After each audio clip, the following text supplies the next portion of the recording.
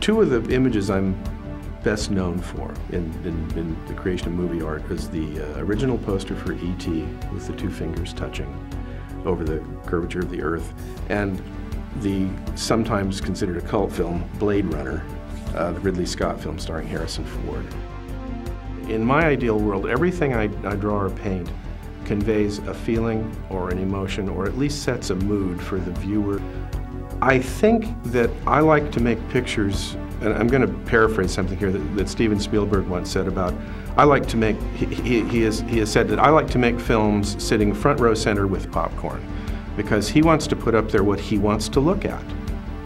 Well, I think that I feel the same way about what I draw and paint. I want to draw and paint. I want to make permanent in that moment in time the things that I want to see. I became involved unconsciously or subconsciously or both in the movie business when I was about 12 years old. Not in a direct sense. We lived in the San Francisco Bay Area, and the Sunday paper would arrive. I couldn't wait for the Sunday paper because there was the movie section. And I would rifle through the paper, didn't care what I was. I wanted to see these ads, like, you know, George Pell presents The Time Machine with Rod Taylor.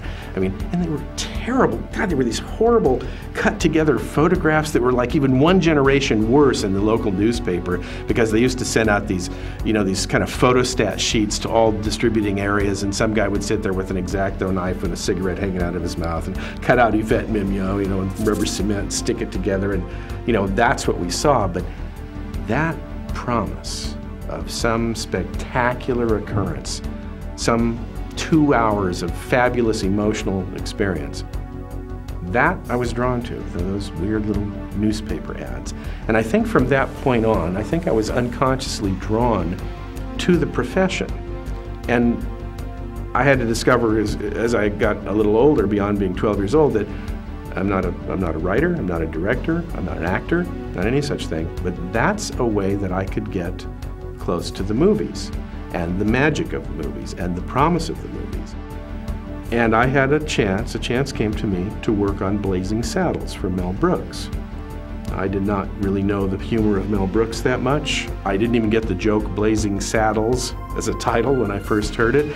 I thought the guy with the Gucci saddlebags, I thought Gucci was an adjective. I didn't know it was a brand name. I knew nothing, but I had a chance to do a movie poster. It was said that Mel Brooks was unhappy with everything that had been done by the advertising department at Warner Brothers. And I came in with this thing, and he liked it, which was all anybody needed to hear. Mel's happy, that's it, we're done.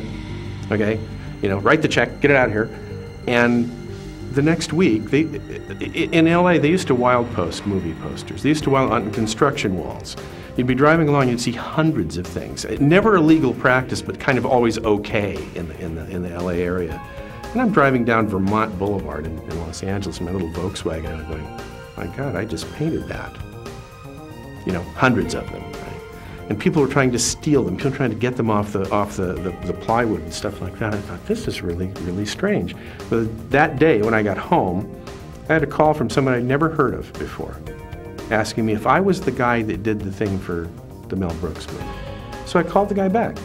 Before I know it, I'm working on something else, and something else, and something else. And it was like that was a good performance. That was a really good role for me, because then people started calling me to have me do their posters.